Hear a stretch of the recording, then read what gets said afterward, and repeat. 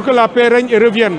Nous allons consolider l'unité africaine pour que l'Afrique continue de compter dans le monde.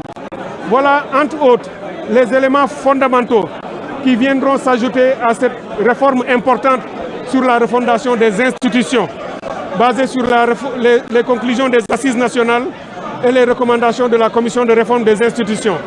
La justice sera revue, réhabilitée, remise à sa place et elle sera mise au service exclusif du peuple sénégalais. Les lois et règlements seront appliqués sans faiblesse. Tous les Sénégalais se sentiront désormais en sécurité, sécurité juridique, sécurité physique, sécurité morale et sécurité mentale. Bref, la sécurité humaine sera une priorité du gouvernement. L'éducation, la santé, la paix, l'équité, la démocratie seront des surpriorités. Vous l'avez aussi entendu dire, le président, que parmi les priorités, les surpriorités, j'allais dire, il y a le coût de la vie. Les Sénégalais sont fatigués, la vie coûte cher, elle est excessive, elle plombe le bien-être des familles. Les gens ne vivent plus, les Sénégalais ont besoin de respirer. Et nous allons créer les conditions dans les plus brefs délais pour réduire de manière très sensible le coût de la vie, les denrées de première nécessité. Nous avons des solutions là-dessus, au plan fiscal, au plan des réformes économiques, au plan des subventions et autres.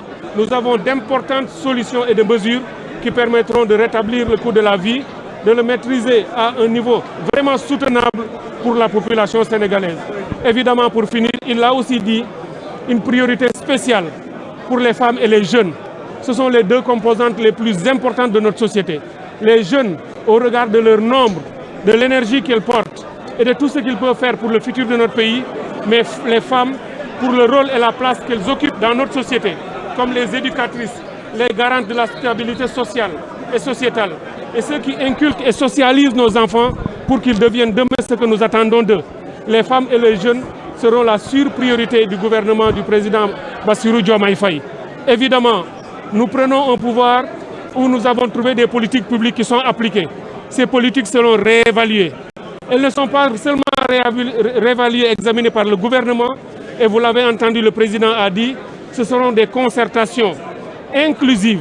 Tous les Sénégalais de tous les secteurs, que ce soit de l'élevage, de la pêche, de l'artisanat, des universités, de l'enseignement de manière générale, des écoles coraniques, de la santé et j'en passe, seront invités dans des cadres organisés et méthodiques pour que les Sénégalais discutent les politiques publiques, les évaluent, pour voir qu'est-ce qui a marché et consolider ce qui a marché, pour voir ce qui n'a pas marché, ce qui a été une erreur ou une faute, ce qui a connu des faiblesses et rectifier le tir et corriger. Au total, il faudra rebâtir un nouveau Sénégal avec les Sénégalais comme moteurs, comme acteurs et protagonistes, et aucun Sénégalais ne sera laissé sur le bord de la route. Dans les prochains mois et les prochaines années, avec l'aide de Dieu, nous espérons et nous allons travailler à le faire, que le Sénégal sera définitivement sur la rampe de l'émergence et de la véritable émergence, pour qu'on puisse dire dans les toutes prochaines années qu'il y a un miracle en Afrique. Et le miracle économique et social africain s'appelle le Sénégal. Tant son développement sera radieux, il sera rapide et il sera fulgurant. Voilà ce que je voulais dire à la suite du message du président de la République. Une question sur l'élection. Donc, Cheikh Tidiane Dièye moom moo nekk noonu di yëkkati ay kàddu fi nga xam ne moo di ci